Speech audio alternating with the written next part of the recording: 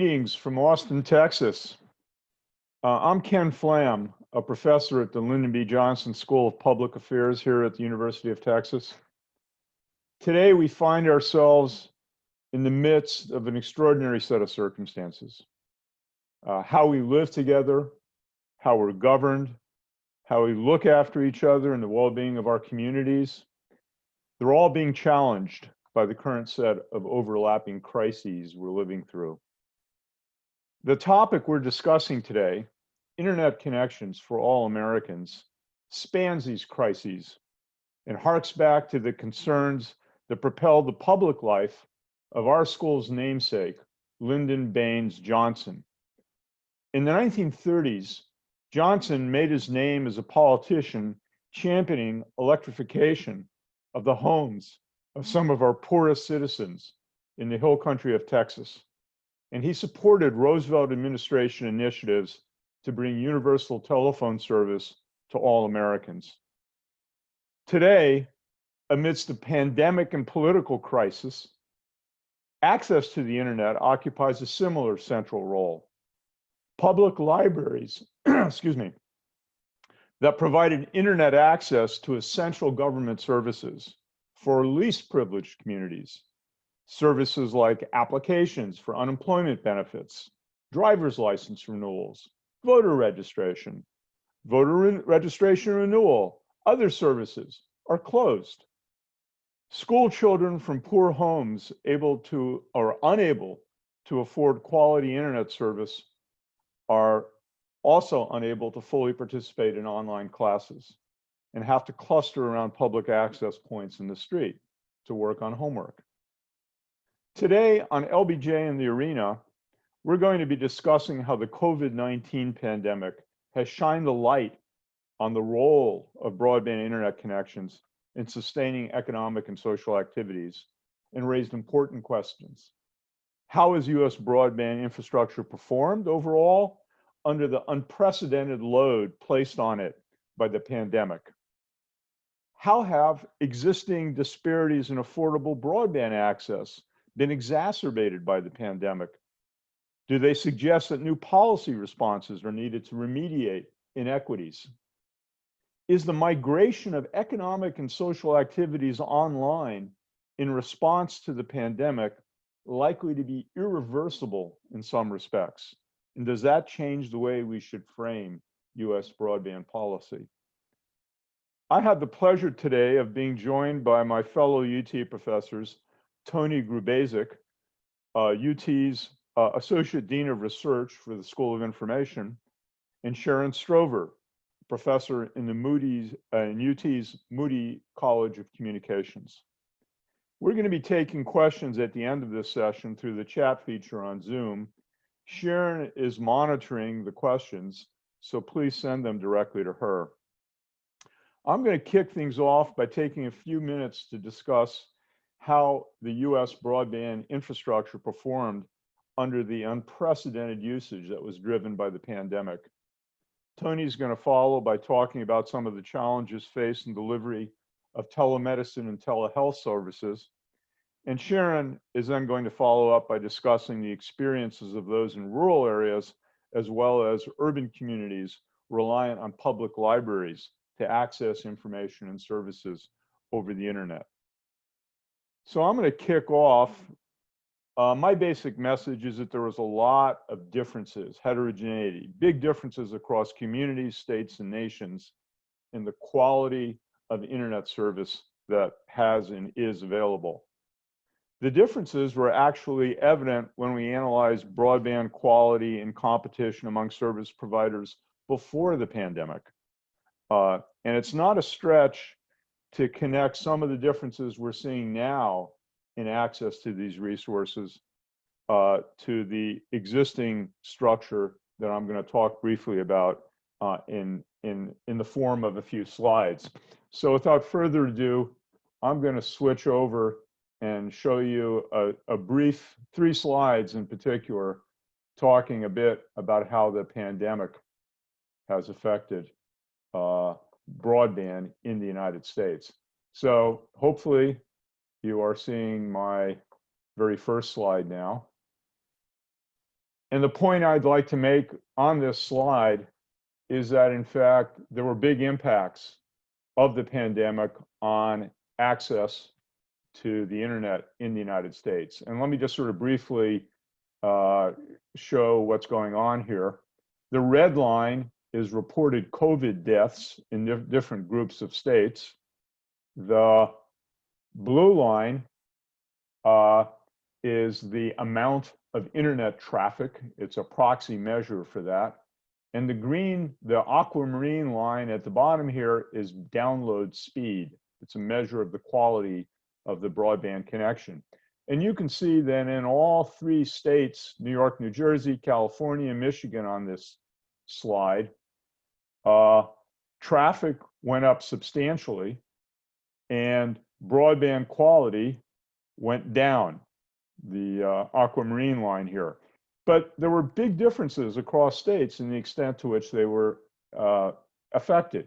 If you look at Michigan, for example, if you look at the slide very carefully and study the fine print, you will see that the speed dropped by about 25% roughly. Whereas in California, it went down, but it stayed fairly flat. When we look at what was going on, it's clear that what happened was that during normal business hours, traffic increased a lot. The load on the internet increased substantially. One good place to turn for figures is I'm looking here at a slide showing the experience of the Australian national network. And you can see that during business hours, traffic in Australia went up by about 71%. This is actually a convenient slide because it breaks out by time of day what happened to traffic.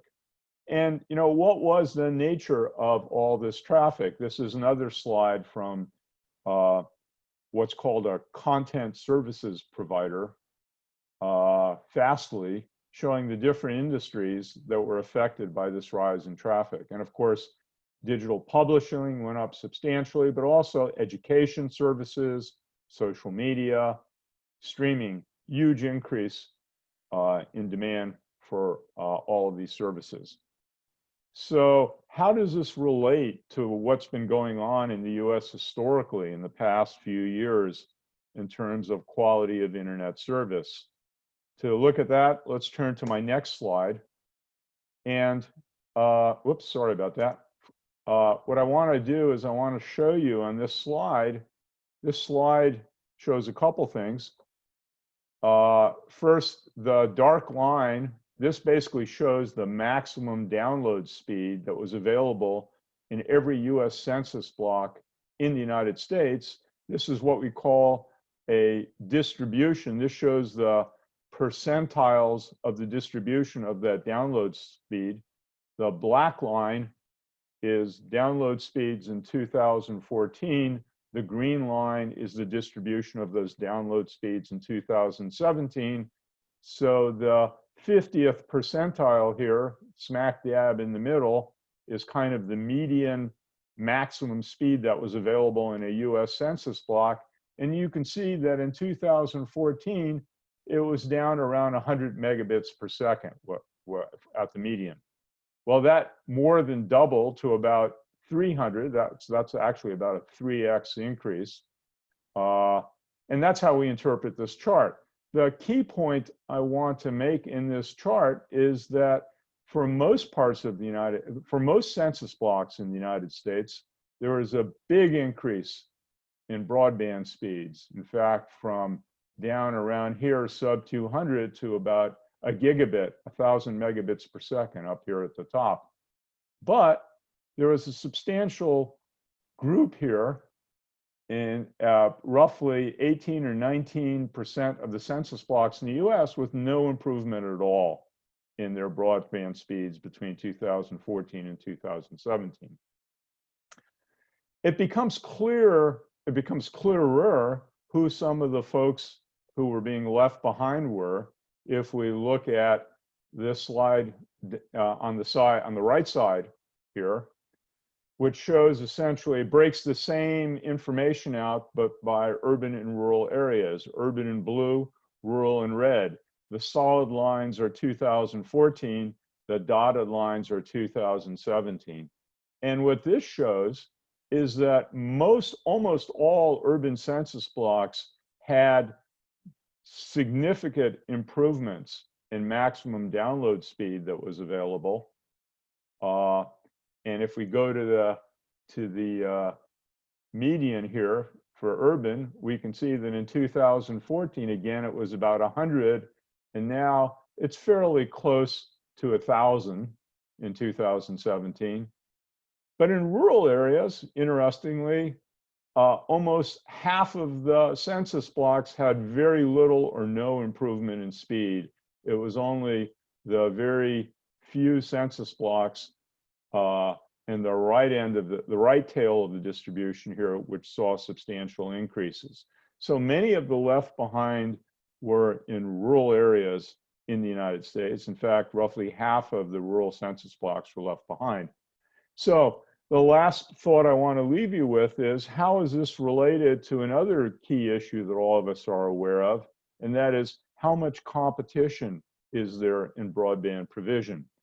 The key point to make here is that there is substantially less competition in rural areas than in urban areas, and that even in urban areas, there's relatively little competition in most census blocks.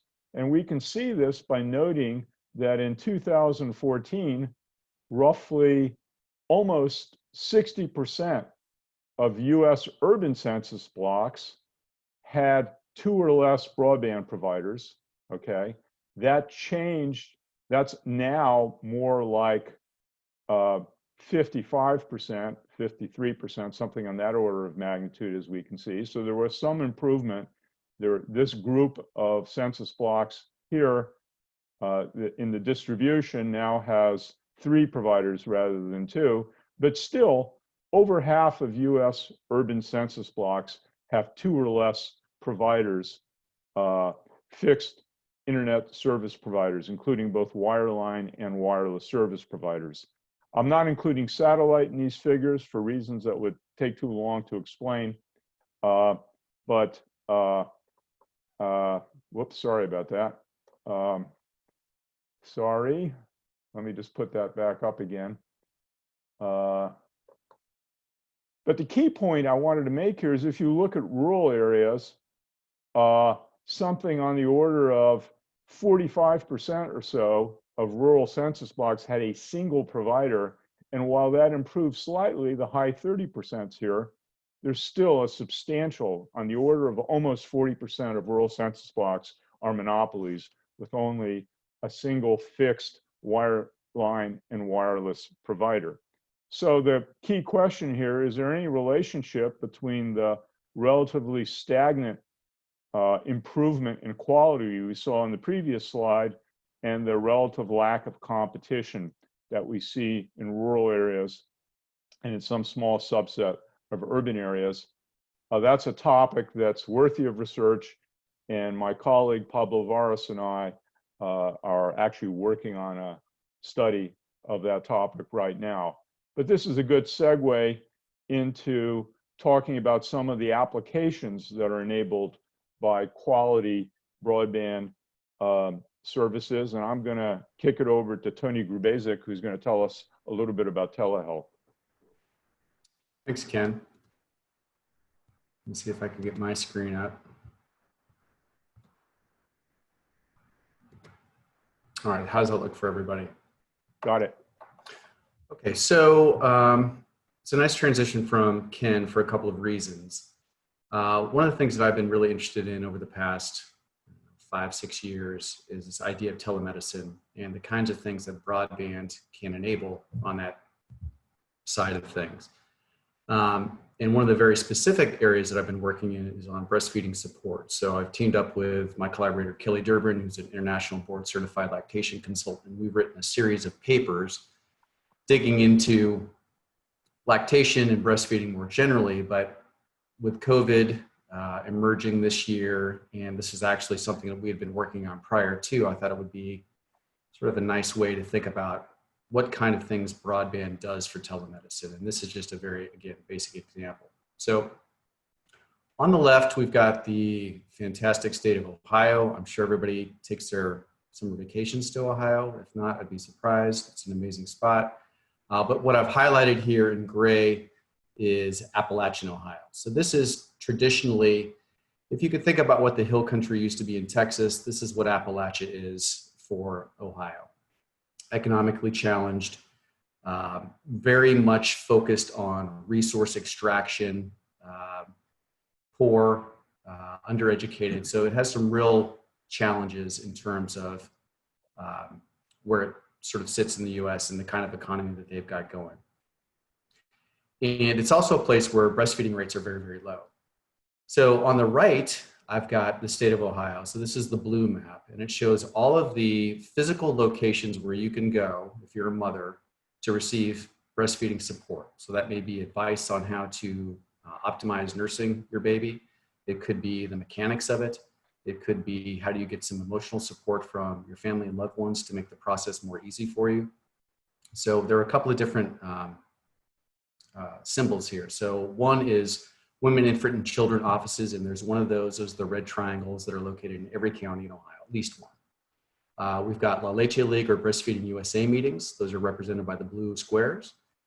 IBCLCs, which are the board certified lactation consultants, and then baby-friendly hospitals. Now, those are all overlaid on top of broadband subscriptions for the state of Ohio at the census tract level. So the darker corresponds to a higher percentage of households with high-speed connections. In this case, it's a 10 megabyte download, 1 megabyte upload. So according to the FCC, that's not even broadband, but that's the sort of the floor, the threshold of where these things are. So it could be higher, but we know for sure it's at least 10.1 downstream, upstream. And if you take a close look at the Appalachian area, again, you can see lots of gaps there. It's not completely devoid of these 10.1 connections, but it's very, very thin. So category 1 would be 20% or less of the households are connected to 10.1.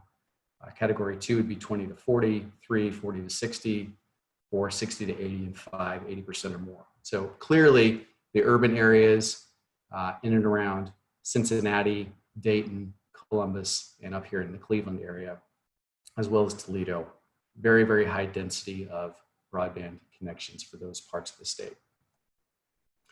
Now, next thing we wanted to do is just to find out how easy it was to get from any given census tract in the state of Ohio to its nearest potential support locations. So for any given census tract, how far do I have to travel if I live there to get to a baby-friendly hospital, a WIC office or a WIC clinic, an IBCLC, La Leche League meeting, or Breastfeeding USA meeting, and then taking those all together, what's the total distance that I would have to travel to get to my nearest set of locations? And so what this map shows is basically a measure of accessibility. We did this with something we call statistical kriging or ordinary kriging, and it creates this access surface. So you can see in the very southern part of the state, I can get my cursor over here around Portsmouth and Ashland, very, very poor access. In the cities, as you would expect, access is quite good, but also over here in the northwestern part of the state, access is low. Now, we're under no illusions that people over here, in this part of Ohio can't travel to Fort Wayne, because there are certainly resources there. But just relative to the state of Ohio, there are some very significant differences on how far people would have to travel to get to their nearest physical breastfeeding support location where they could actually talk to somebody face to face and get the help they need. What's most interesting about this particular map is if you break this down into those broadband tiers that I showed in blue for Ohio at the census tract level on the previous slide. And this highlights the fact that people with the poorest density of broadband connections, or this broadband tier number 1, have to travel the furthest to get to a physical breastfeeding support resource. Broadband category number 2, also quite low, travel distance quite high. So the median here is over 150 miles to get to, or 150 kilometers to get to their nearest support center. But as the broadband quality and density of connections increases, and you go here to broadband tier 5. So that would have been the dark blue on the previous map, not the one that I'm showing here, but it does correspond. People with the best broadband connections and the most dense number of connections have to travel very little distance to get to their nearest physical resource to get breastfeeding support. So very telling in the fact that the digital divide is alive and well, but there also appears to be a breastfeeding support divide in here too. So what does this mean? Well, we can actually tease out the census tracts then and highlight places that might need some potential interventions. So places that would either need more physical resources for mothers to go and get the support that they need, or better broadband resources. And you can see Appalachian Ohio and Northwestern Ohio really stick out as places where help is required. Now, what's interesting is that even though, I'm highlighting Holmes County here. So even though Holmes County looks like it is in some trouble, the very center points around those county, and I can't remember exactly what town that is, but it's this capital for that particular county seat, has decent broadband, so that wasn't flagged as a series of tracts that might need help. The surrounding area, however, in Holmes County, clearly is one of these stage 1 places where it's fairly distant for them to get to a breastfeeding resource and their broadband isn't all that great. But the local context for this really matters. Holmes County just happens to have the highest population of Amish in the state of Ohio. So they're not interested in broadband, and because they have a lot of breastfeeding knowledge built within their communities, they're probably not seeking outside support either. So again, take all this with a little bit of a grain of salt, but you can see the southeastern parts of the state, broadband is poor, physical access to breastfeeding resources is very poor. So these are places where you might find an opportunity to provide some interventions and provide support that people need. And then the final map here shows East Cleveland. So East Cleveland is highlighted here. It's its own independent city embedded within the city of Cleveland. It's the 4th poorest city in the country. It's primarily African-American. And not only do they have very poor internet resources, very, very poor broadband, and there's lots of reasons for that. And I think Sharon will touch on those in a few minutes on more of an urban flavor. But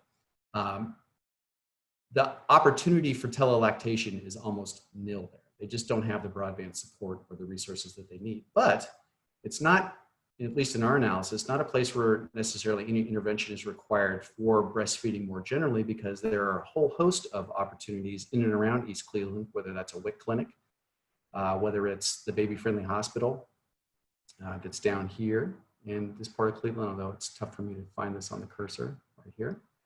IBCLCs are in the neighborhood. There's also a lot of Leche League meetings nearby. Now, I think it's also safe to assume that all people in East Cleveland probably don't have access to personal transportation. So then there's a question of, well, how do they access these physical resources? And again, that's a major challenge that needs to be considered. Are there bus lines that go there? Is there mass transit? Cleveland doesn't really have much of that. So again, this idea of the broadband divide and lack of broadband resources, as well as the lack of these telelactation resources that go hand in hand with that, but also physical access to some of these things may be very challenging for residents in a place like East Cleveland. So this is going to require a lot of deep digging, and it's not just for telelactation, it's telemedicine more generally. And I think it's one of the things that we're going to have to confront and really address over the next several years or decade to make sure that people have an equitable ability to access all these resources. So that's it for me. Thanks. Next up, Sharon. Okay, let me share this screen.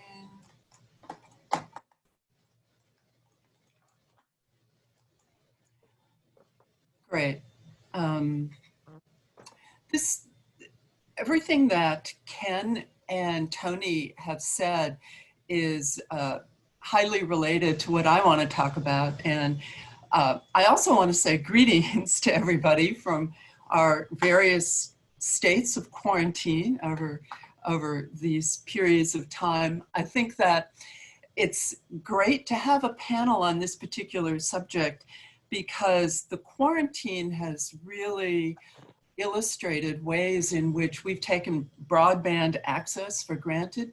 I suspect especially the folks participating in this forum are people who routinely have used broadband internet And we tend to take it for granted, even as that particular capability has become increasingly embedded in a lot of very routine tasks. It's difficult to make a move in education or acquiring health services, filling out forms without some recourse to broadband. And that's part of what I'm going to talk about in my 3 slides. But I'd like to move a little bit beyond the availability of these services and talk a little bit about the way distribution interacts with affordability and the way in which that in turn interacts with population demographics.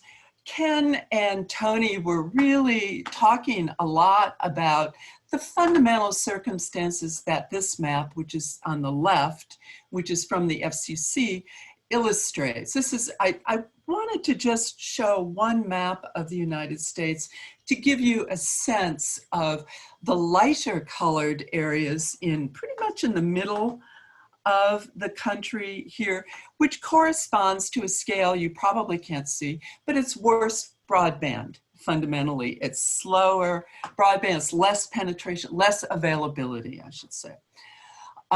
Darker areas, which you can usually locate because they're metropolitan areas, usually have better availability of broadband.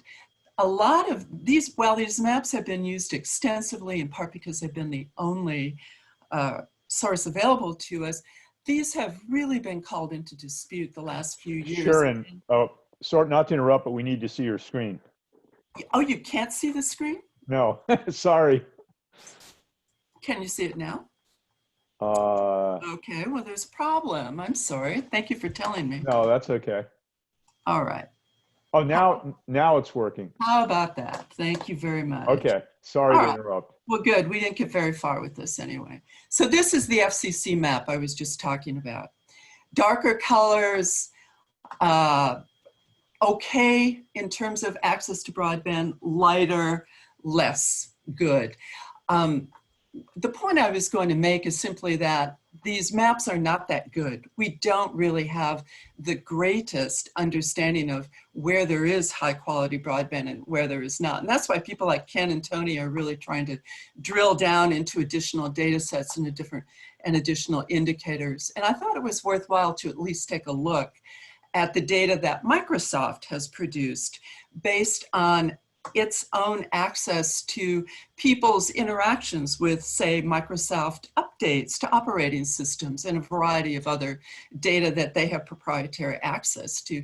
They produced a broadband map that illustrates broadband availability is considerably worse than the FCC suggests. And this being worse is a combination of what's available from broadband providers. It's also an indicator of what people can afford to buy and the kinds of equipment that they might have at home and what they're using. And this is where talking about rural environments and the kinds of devices people have to interact with the internet, where that comes into play. So for example, if you look at national statistics on device ownership, which is this little table off to the right, you can see that device ownership is fairly high. It's in the 90%.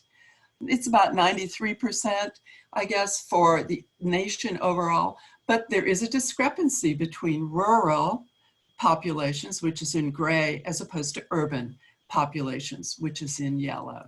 And you can see those same parallels and discrepancies exist across the 3 major kinds of devices people use: desktops, smartphones, and tablets. What's especially disconcerting, however, is that increasingly among rural populations and poorer populations, there are statistics that suggest that many people use smartphones only to access the internet. And the percentage of the population that uses only smartphones to get to the internet is higher in rural areas than it is in urban areas. So the whole gist of this slide is there's an issue with rural, but there's an issue also with affordability and capability as well. So moving quickly to consider then some of these factors in a little bit more of detail, and we can, I think all three of us could probably go on about this at length, but I'll give you a quick snapshot. When you look at who's actually subscribing to broadband, there's a clear relationship between rurality. And if you look in this upper left-hand table, people, both urban and rural, in poorer households have a lot lower broadband subscription rates, and this tracks in a pretty linear fashion with income. Urban residents also can't afford broadband, but they seem to have slightly better subscription rates than their rural counterparts at similar income levels. There are some racial and ethnic intersections with income, and we could explore that in a little bit more detail in the discussion. What I would like to point out, highlighting the rural situation in particular, is that rural populations tend to be older in general, and they also have lower digital literacy levels. They also tend to be poorer if you look at national statistics. The irony of being poorer is that they also end up paying more for broadband.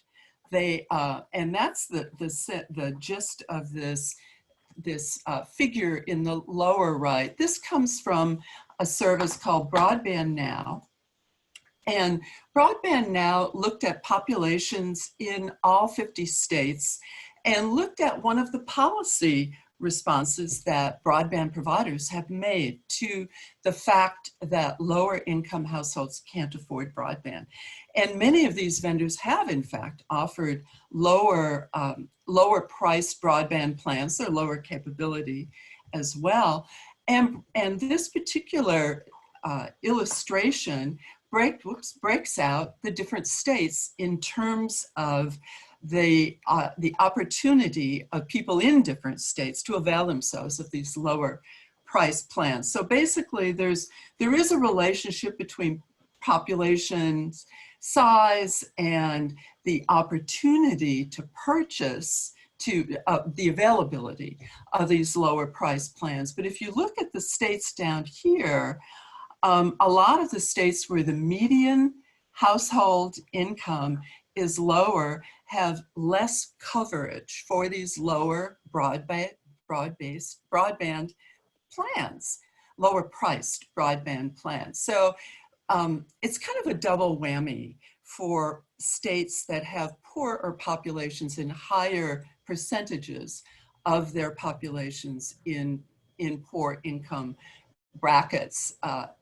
Basically, they can't avail themselves of these lower priced broadband plans. So the net effect is that there are struggles across, within lower income brackets in particular to afford broadband access. And this also translates then into what I'll talk about on my next slide, struggles with education and struggles with information seeking more generally, because if you don't have access to the internet, these other opportunities are also very limited. And I want to highlight, and would love to, if there is any interest and can follow up with people, there's a great set of studies coming out of California now that are examining rural and minority K-12 households specifically, that concludes that they are far less likely to have distance learning resources. And that kind of brings me to my third and final slide here. I've done a lot of my own recent research looking at libraries, and I use Ed Kleinenberg's framing of libraries in particular, but schools as well, is social infrastructure. When they're actually open and available for us to use, these become important social places for us to interact, to obtain common resources, common as in joint, common as in shared. And these are resources that we as taxpayers support. And they are resources that are available to everybody. And that's why they're, I think, especially important in a pandemic environment, because these are the places we expect to help us. We expect to respond. So what's going on with education and with libraries? Well, first of all, I think a lot of people are reading about the situation with education. Of course, schools closed. And it was the fact of the broken infrastructure that made us realize what is going on with schools and their independence on broadband for school children. The national estimate that is about 3 million school children lack broadband home access. And therefore, all of these pivots to distance education that our K through 12 system and our university systems made as well to distance education didn't do those school children that much good. And there were widespread reports, many of them archived in a source that I'd be happy to share with you later on, that testify that school children were really kind of caught in the pandemic in a new way, in a quite unanticipated way. When you turn to libraries, of course, libraries were closed with the pandemic. Some of them stayed open for curbside, and then in most states, if not all, they were ordered closed. When we looked at a few things having to do with libraries. Here in Texas, it's very common for rural libraries, less common in urban libraries, for those libraries to leave their Wi-Fi on. Wi-Fi, it turns out, is extremely important for lower income populations because they can't afford data plans. They may not have home broadband. So libraries become welcome, accessible places for people to access Wi-Fi. And indeed, a lot of rural libraries leave their Wi-Fi on for precisely that reason. They leave it on overnight. Unfortunately, the latest data from Texas, and this is data from 2019 up in the upper left, shows that a lot of our libraries here in the state don't have very great speeds. So that translates into less capable internal Wi-Fi as well. There was a big improvement between 2017 and 2018, but still, this is about 30% of the libraries meet the FCC's standards for libraries their size in terms of the kind of connectivity they're supposed to be providing. Libraries closed, but some of them are have their Wi-Fi on now, because in urban areas as well as in rural, because they realize that people really need it. Unfortunately, as long as libraries are closed, people can't avail themselves of the computer and internet access in the physical facility. And importantly, they also can avail themselves of the librarians who, in our work looking at libraries in the aftermath of other disasters like hurricanes, those librarians become extraordinarily important as information intermediaries, as people who can really arbitrate and arbiter access to information and point people reliably into good, accurate information.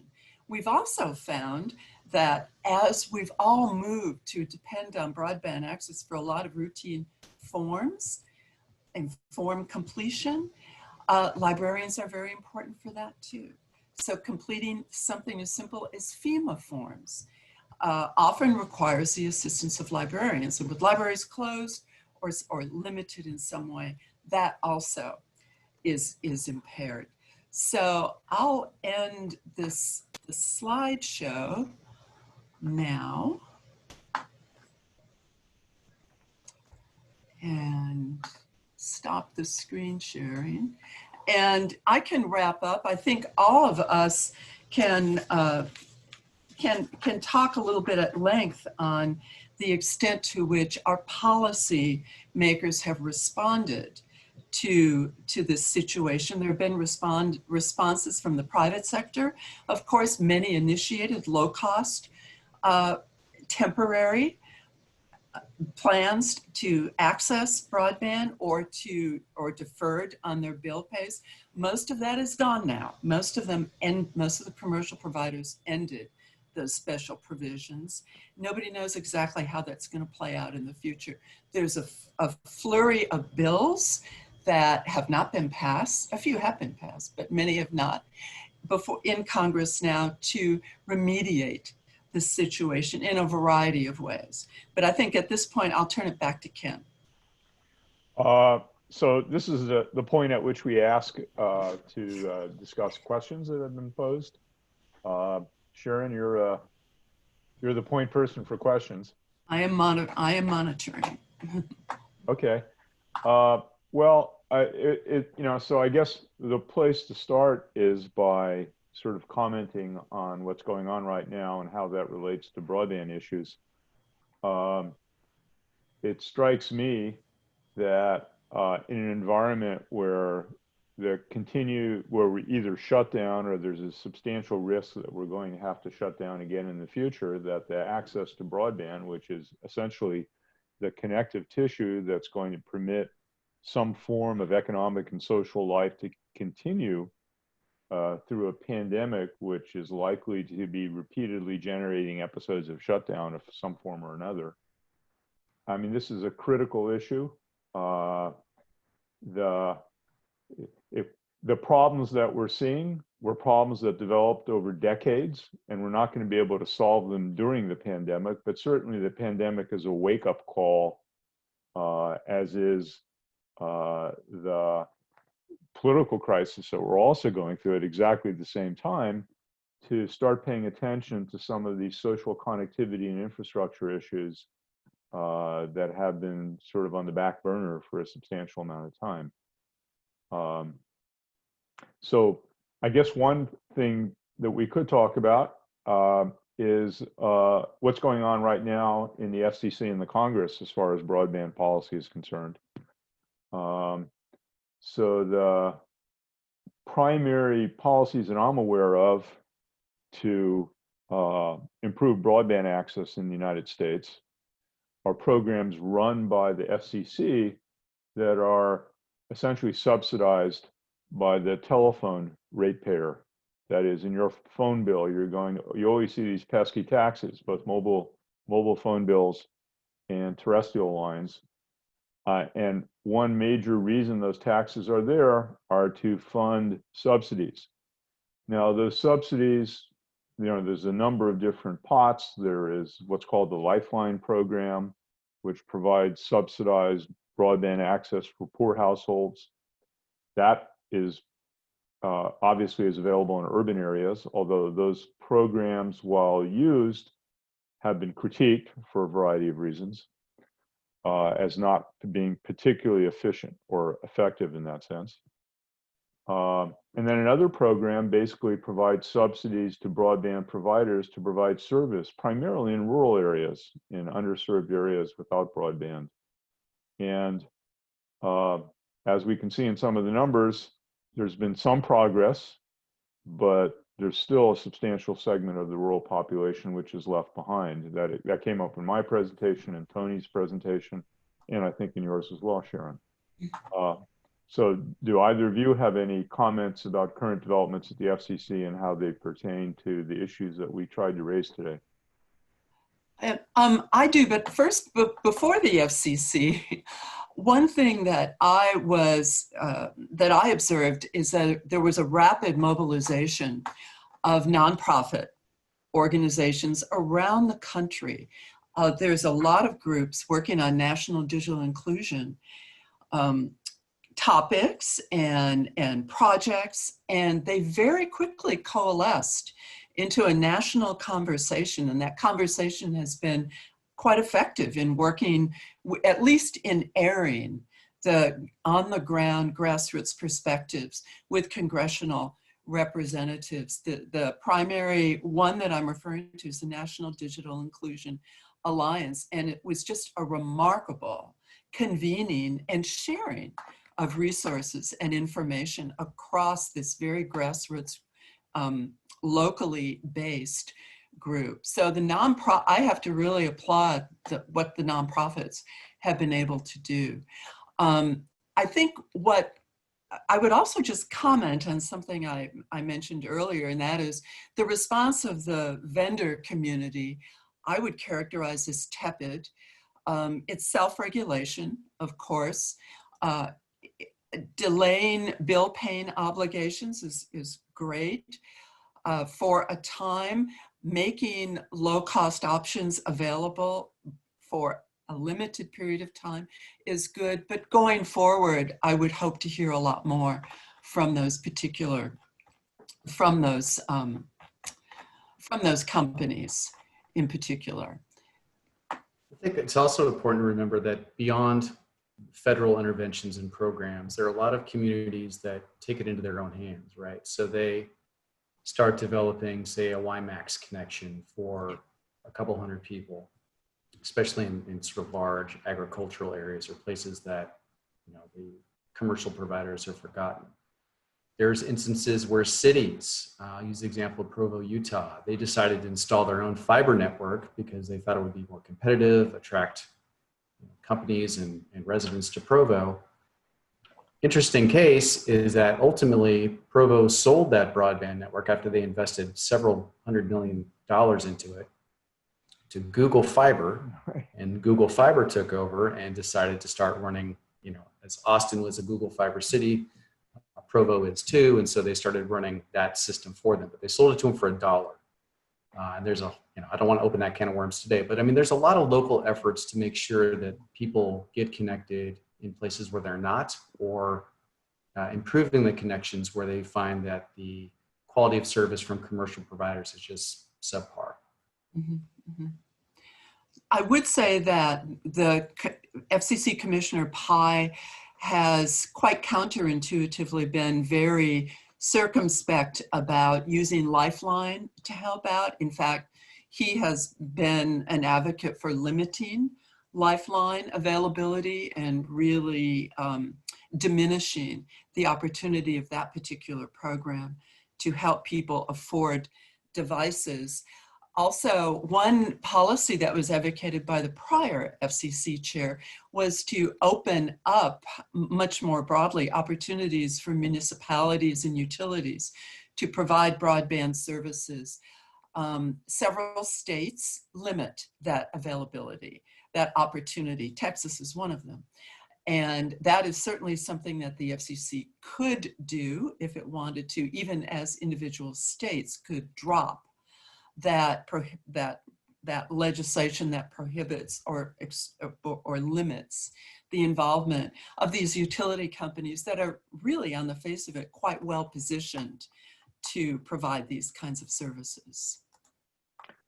So at the fundamental level, one question that always comes up is the only issue in accessing broadband an economic one? That is, if broadband is available, is the fact that people do not seem to have it, is that primarily an economic one, or are there other considerations which are kind of slowing down the rate at which people get a high-speed connection in their home?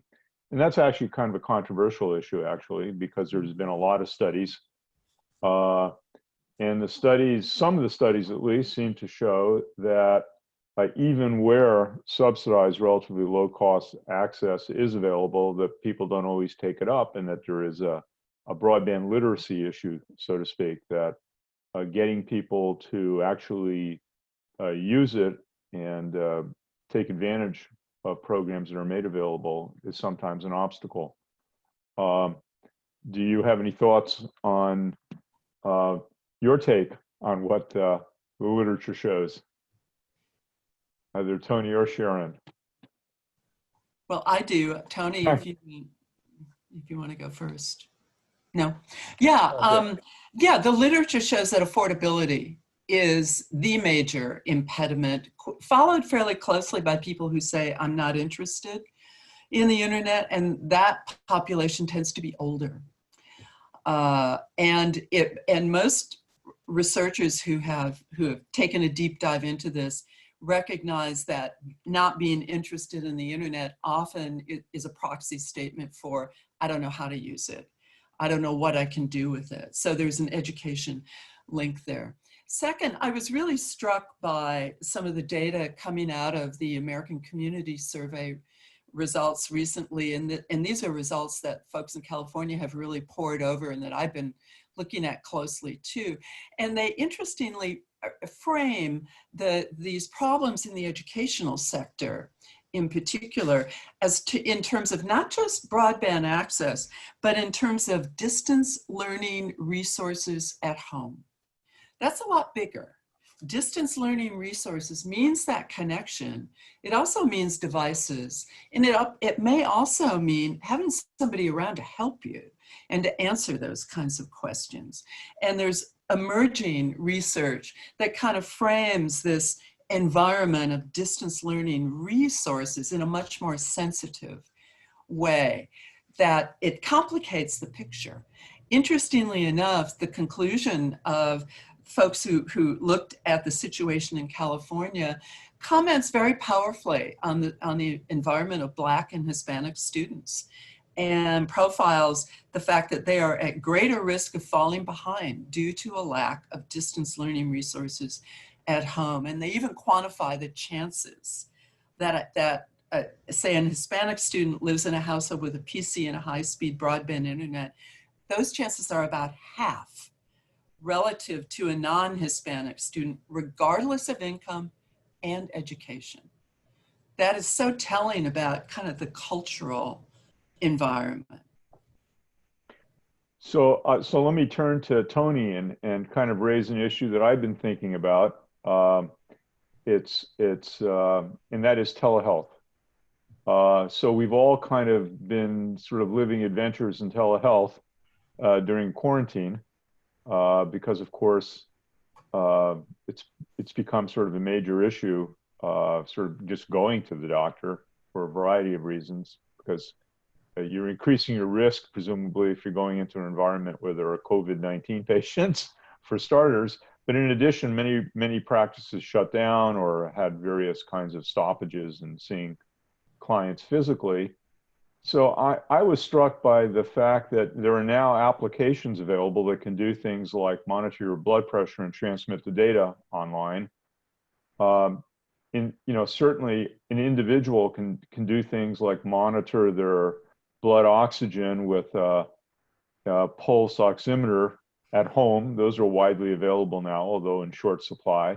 But in principle, you can report your temperature data. Just think about the things that happen when you go in to see the doctor. They take your weight, they take your temperature, they look at your oxygen level, they look at your pulse, all of that stuff. There are remote devices that can be used to transmit data, but then you come to obstacles. Doctors like to do blood tests. There's no way to do that online, right? You have to go physically someplace to do it. So one question for Tony is, so I don't know if there's a similar set of issues in telelactation that you've looked at, but is there some kind of technology for remote diagnostics being improved to take into account things like blood tests and things of that sort that people are considering?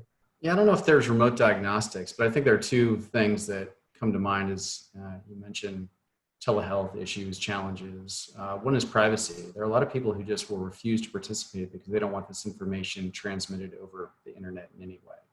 They feel it's personal, that's something that sort of takes place between them and their physician. And so that's just a hard stop on that. And the second thing is, you mentioned that there are a lot of very interesting tools that are available to individuals now to monitor themselves. And one of the things that we found in the telelactation literature is that in some ways this is very empowering, right? The ability to take charge of your health, to understand what's going on a day-to-day basis, whether it's something as simple as like how many steps you take versus something more complex like, what's my blood oxygen level or whatever the case may be. And so in some ways it makes people more self-sufficient on the health side. It doesn't replace a provider. It doesn't replace the interaction that you're going to have with your physician. But I think fundamentally, the more of that people are willing to accept, it may be better for them in the long run. Again, it's not going to replace visits to the physician, but could you get by with your annual physical without the blood tests by just doing it online? Maybe, if you're healthy. But for other people that have, hardwired challenges and things that they don't really lend themselves to online interaction, I think it's going to be more difficult. So just like with everything in broadband, it's a mixed bag of outcomes, drivers, issues of equity, inequality. So it's really going to be played out over the span of decades, not in the next 2-3 years. So I found it interesting that one of the primary downsides of the pandemic really is the increase in mortality from non-COVID related causes due to people not going to the doctor and not, having chest pains looked at and things of that nature. And I would think that at least there's some opportunity there for telemedicine to at least to do triage and tell people really have to go in. You got to go in by at least some partial remote use of diagnostics to do those kinds of tasks. Yeah, but I think it also points to the facts, some of the things that Sharon mentioned. I think there's a learning curve to do that for a lot of people, right? So, if you're rural, maybe you're not particularly healthy, maybe you don't have a great connection anyway, the steps to get to that point are pretty daunting. So, a lot of education has to be done. The connections have to get better, but it's a pretty large constellation of things that need to be addressed. But yeah, you're right. I think that the triage idea is a pertinent one. Good.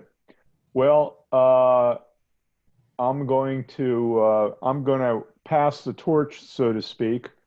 I'd like to thank everybody for joining us today. Please remember that the video session is going to be up on the LBJ School website this Friday, along with a number of what we would call deeper dive materials that we have suggested on some of the issues that we raised today. We really haven't had an opportunity really to go into a lot of things in depth, but there are a lot of references to things that go into some of the things we talked about today in depth. I'd now like to bring your attention to the fact that at 1 p.m., the Center for the Study of Race and Democracy at the University of Texas is going to be hosting a virtual public forum with Mayor Steve Adler on justice and equity in a time of national racial crisis, a community conversation. So that's going to be immediately following in just about 1 minute. To join that conversation, please go to the Center for Study of Race and Democracy website, and the link is being shared there in a chat feature. I'd like to thank my fellow panelists for taking time out to discuss these issues today. It's been a time of learning and sort of thinking about what's going on for all of us. And thank you very much once again. And from all of us here at the LBJ School and the University of Texas, so long, stay safe, be secure, and make a difference. Bye-bye.